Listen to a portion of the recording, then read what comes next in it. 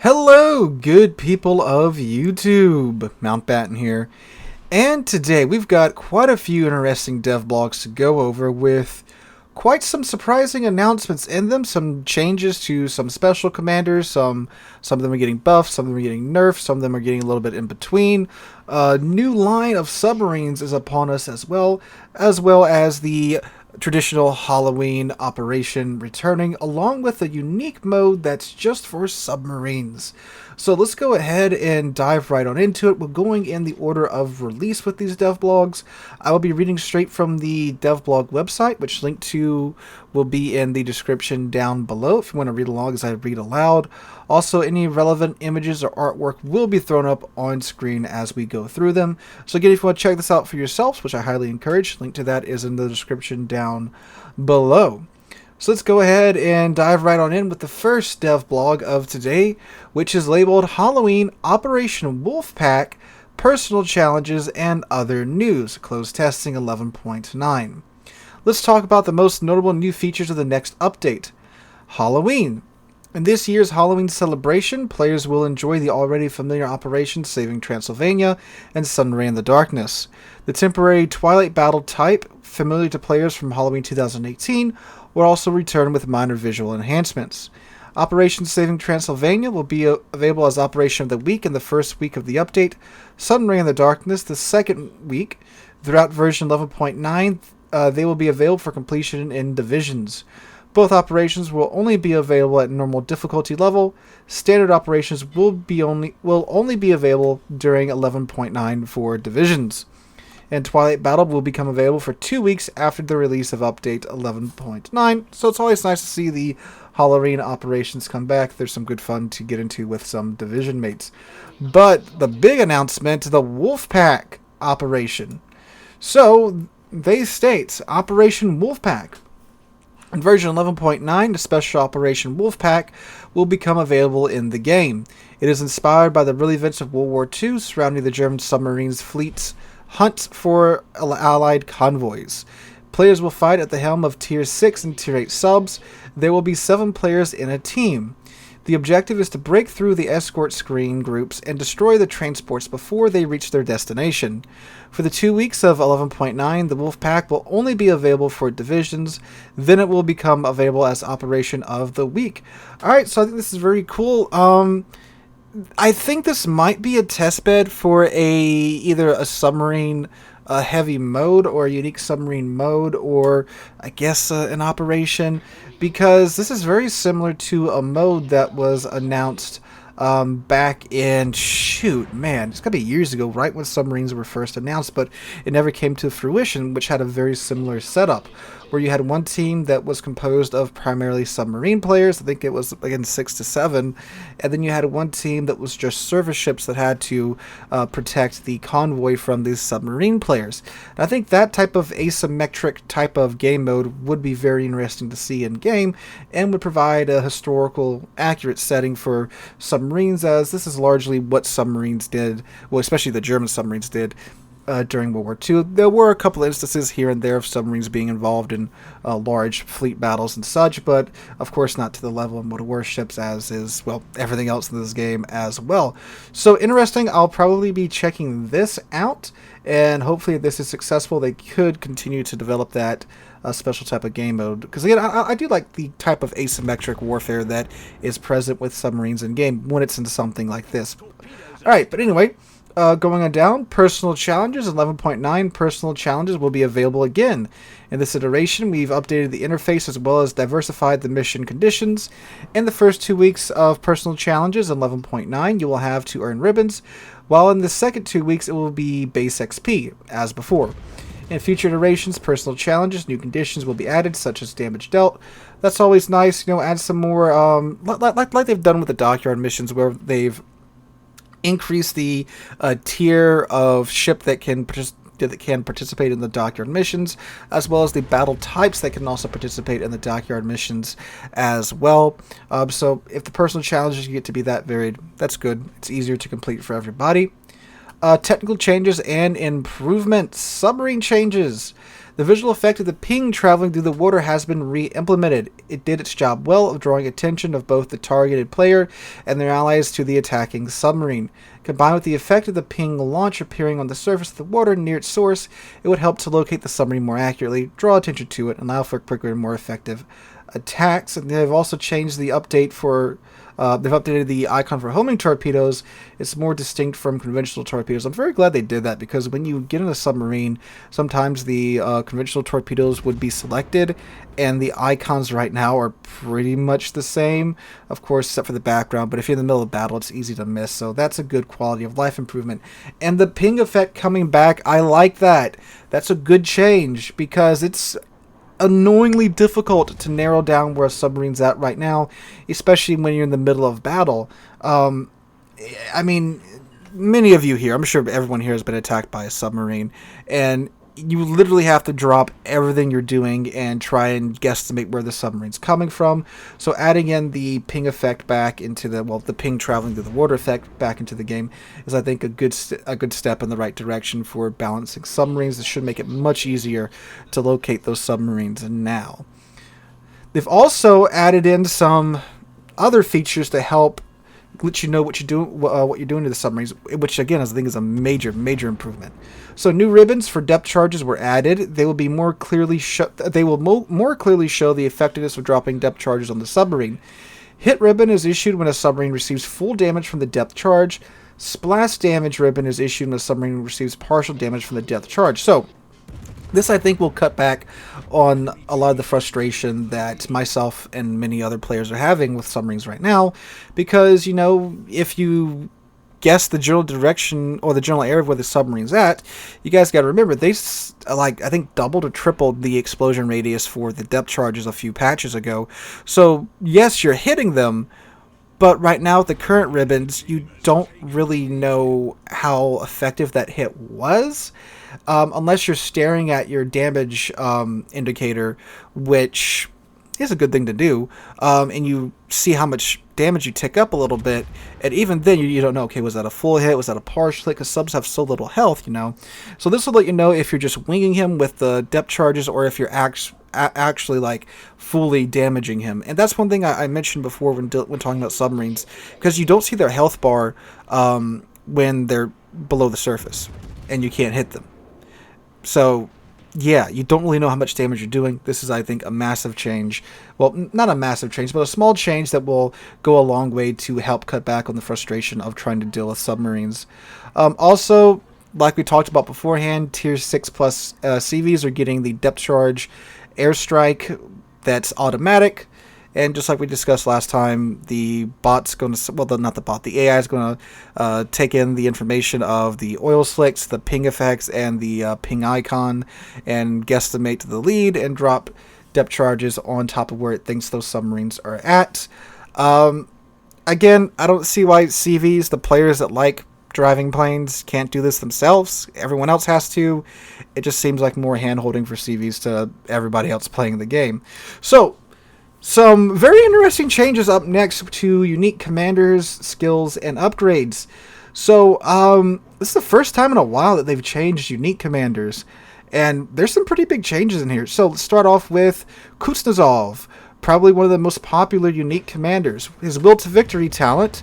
This is a talent that pops when you get down to 10% of your HP, where you get a free damage con and a free heal. And it also decreases the accuracy of the enemy shells coming in at you. So what's being changed? The duration of bonus after the activation of the talent has been reduced from 30 to 15 seconds. So they cut the runtime of his Will to Victory talent in half.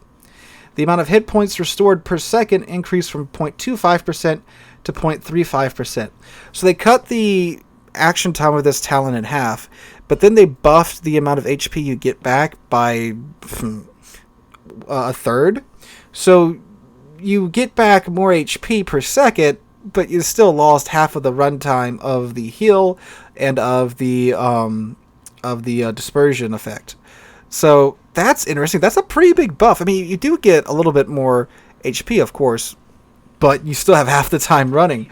So that's a really big nerf to Kuznetsov. I wouldn't say Kuznetsov himself was OP. He's was by far the most popular commander and had one of the best skills, because that's kind of like a get out of jail free card. Now, I think like back in the day, like back when Kremlin was first released, he's certainly pushed Kremlin over that OP boundary in my mind because of that skill. But with other ships, I wouldn't really say that. But yeah, that's a pretty big nerf to him. So yeah. But they did buff him too. Emergency reserve, bonus to the number of consumables, now also affects squadrons consumables. So if you have one on your CV and you get that emergency reserve talent pops, your squadrons get an additional consumable as well. So yeah, big nerf to Kutuzov there overall from my point of view. All right, Yamamoto Isoroku. Isoroku Yamamoto. All right, no, Yamamoto Isoroku. God, oh my God, Japanese brain hurt. Emergency reserve, bonus to the number of consumables, now also affects squadron consumables. So the same change that Kutuzov got, Yamamoto got as well. So the planes get an additional charge of their consumables when you pop his emergency reserve skill. Cunningham, lightning fast. Numbers of instances of flooding required for the talent activation increase from 2 to 4. It's a nerf to Cunningham. Avignon, rampant, added a bonus that reduces the aircraft prep time by 5%. That's interesting. Fire and Fury added a bonus that increases the chance to cause flooding by a torpedo by 10%. So, yeah, what's going on here, Wargaming? Why is Avignon getting a skill that affects plane prep time?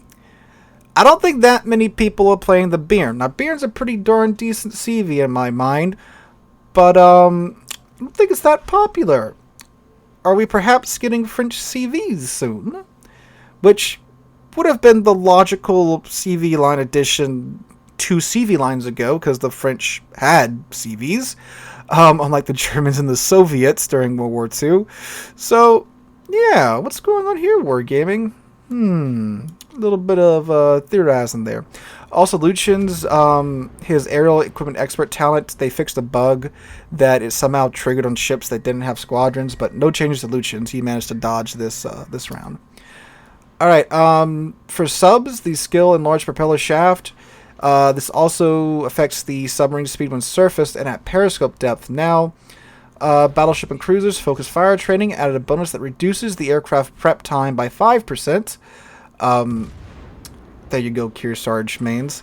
Cruisers and destroyers, Swift Fish, added a bonus that increases the aerial torpedo speed by 5%. What? Destroyers, what? Added a bonus that increases the aerial torpedo speed by 5%. What are you cooking up, Wargaming, where you give DD's Swift Fish talent an increase in speed to aerial torpedoes? Well, the cruisers, okay, because of, Tone, but, lots of interesting things in this DevBlog. Battleships and cruisers, AA Defense and ASW Expert added an activated effect. When the AA is activated, it improves the ship's consumables reload time by 10% for battleships and 5% for cruisers. That's kind of a neat thing. You get a cool, faster cooldown time for your consumables when AA is active, which is a lot of times at higher tier. But also, I don't know anyone that really specs into this on battleships. On cruisers, maybe on some very good AA cruisers like the Puerto Rico and the Minotaur, but okay. Aircraft carriers, secondary armament expert added a bonus that increases the damage of depth charges by 10%. So weird that goes to the secondaries. Alright, that's the major changes from this DevBlog. There's a couple of smaller ones that go over the brawl schedule for this upcoming season. The only takeaway from there is that submarines are going to be allowed in the first brawl and the second brawl. They're going to be limited to 1 submarine per team. And in the third brawl, doesn't seem to be any limits on subs, but it's only 3v3. Alright, so submarines are coming to brawls. That's going to be odd. I think it's going to make it kind of stale unless the submarine commander, kind of goes for the Chad shotgun maneuver. But yeah. Alright, so again, other small changes are, well, not small changes, but small announcements are in this first DevBlog if you want to check that out. Second DevBlog throw. The title is correct. We are getting UK, Royal Navy, whatever you want to call them, submarines. British submarines, according to the DevBlog here. So this right off the bat tells me 2 things. One, Wargaming is close to happy with how submarines are performing now. 2, we must be getting closer to the release of the submarine lines if they're already announcing the next line of subs. And I would like to know, too, is this going to be like the next line that's coming out, like after the Japanese light cruisers? Because that's, yeah. Alright. So, they state, British submarines Undine, not how sure how you're supposed to pronounce that. 1 second. Undine, it means water. Brilliant. Brilliant name there. So the Undine, the Sturdy, and the Thrasher, British cruiser Monmouth, British battleship Renown 44, there we go, and German cruiser Leipzig will be added to the game for testing. British subs, researchable British submarines, Tier 6, Undine, Tier 8 Sturdy, and Tier 10 Thrasher will be added to the game. The main armament of the newcomers is represented exclusively by acoustic torpedoes, so only homing torpedoes. There's a large number of torpedoes per salvo, and they have a fast reload but low damage. Also, Undine and Sturdy have a 76mm secondary battery gun, and Thrasher is armed with a 102mm main battery gun that can be directly controlled by the player. All these guns fire sap shells. Oh, boy. Wait, so these are just like submerged Hollands with sap. British submarines have a large dive capacity but low maneuverability. They will also be able to stay underwater for long periods of time, but it will be difficult to quickly change direction or retreat if detected. Attacks should be executed with extreme caution, as the new submarines have a small HP pool even compared to other nations' submarines. They perform best in close and medium-range combat. It will be difficult for British subs to do effective damage from a very close range. Acoustic torpedoes have low damage, and the submarine themselves have a low HP pool. Therefore, you should play British submarines more carefully, considering the torpedo range and large dive capacity. Oh boy. Alright, so here's the Undine. And they state representative of a series of small submarines, the U-class, originally conceived as training subs, armed with 6 bow-mounted torpedo tubes. The Sturdy, which is the Tier 8, one of the S-class submarines built during World War II, armed with 7 torpedo tubes. And the Thrasher, which is the Tier 10. I just like the way this thing looks like some absolute like steampunk monstrosity here. I love the way this looks.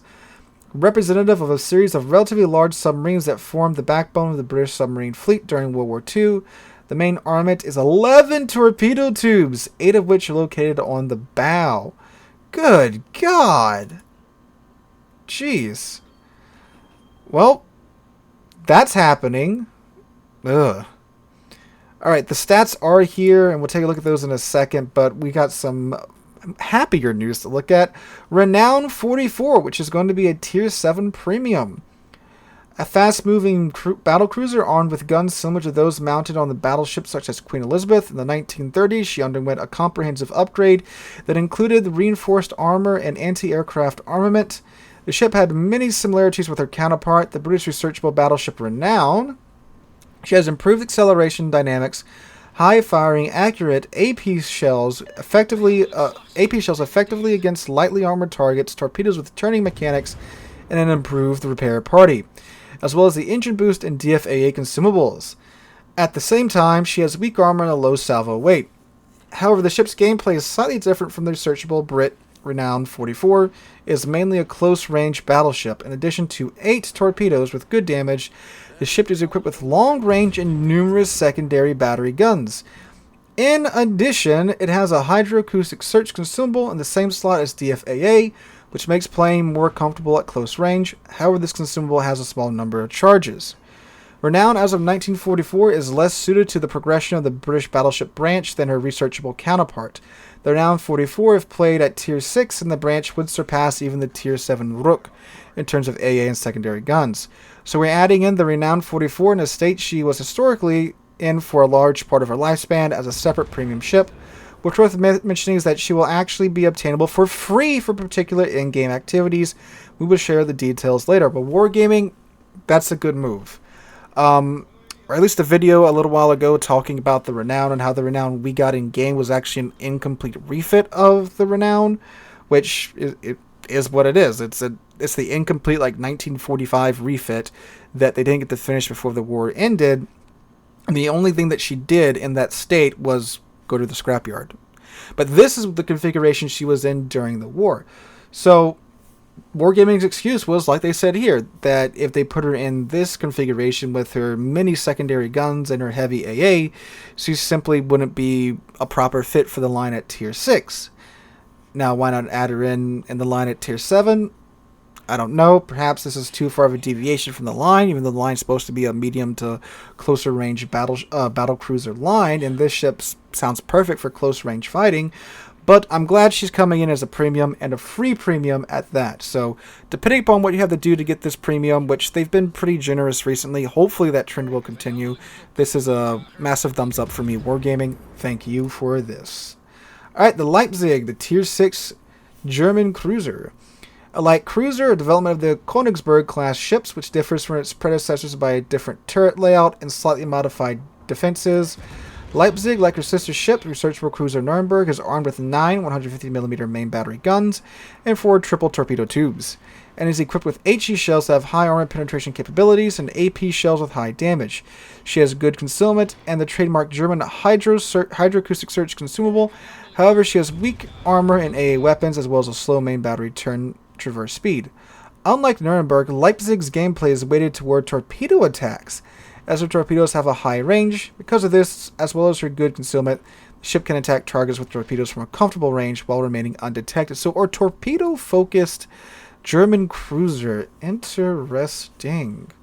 Alright, we'll see what happens with that. And the British cruiser Monmouth, the Tier 10, which I think this is just a copy of the, whatever it's called, the Churchill class. A heavy cruiser equipped with 234mm main battery artillery housed in 3 4-gun turrets. Monmouth is a cruiser designed for medium-range combat. With her guns positioned at the ship's fore, she could effectively fire without having to show her broadside. The guns are armed with the standard AP shells and signature British HE shells. Okay, so it's an HE. What is the other cruiser? God, it's the Churchill class. I just cannot remember the ship's name at this moment. So British HE shells that have high damage, armor penetration capabilities, and the chance to cause fire. Monmouth is also armed with 2 quad torpedo tubes with the ability to launch torpedoes one by one. Monmouth has thick deck armor but low speed and mediocre maneuverability. The ship is equipped with a choice between a hydroacoustic search or DFA in one slot, as well as a specialized repaired team's consumable. And then they go on to explain the name of the ship, but I don't want to get into that. I usually do because I think the history part's cool, but this video is getting closer to 30 minutes. Okay, so let's check out the stats of the submarines real quick. Look at the stats of the Renown too. So the Undine at Tier 6, she has 9,600 HP, which is quite low. Torpedoes 6x1 533s, maximum damage of 5,000, that is quite low. Alright, the Sturdy at Tier 8, 12,800 hit points, again quite low. 330 dive units on Tier 8 and 300 dive units on the Tier 6. Torpedoes 7x1 533s, again maximum damage of 5,000 and a 9-kilometer range. They reload in 45 seconds and they travel at 75 knots. It really is just an underwater Holland. Alright, Thrasher, the Tier 10, 16,800 HP, 340 dive units, and then her 11x1 533s, again 5,167 maximum damage, range of 10 kilometers, and 78 knot speed with a 40-second reload time. Good God, man. Yeah, that's... I don't know how I feel about that. Again, the Thrasher looks cool as hell in my mind, but I don't think submarines are going to end up in a place where we can start adding in more lines just yet. Wargaming.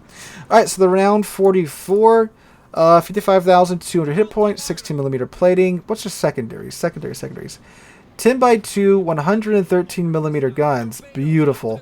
Range of 5.6 kilometers. So once you build into that with the skills and... I can't remember if it can fit the module. I think it can. Yeah, it can fit the module. That should be around, what, 8 kilometers? I think so.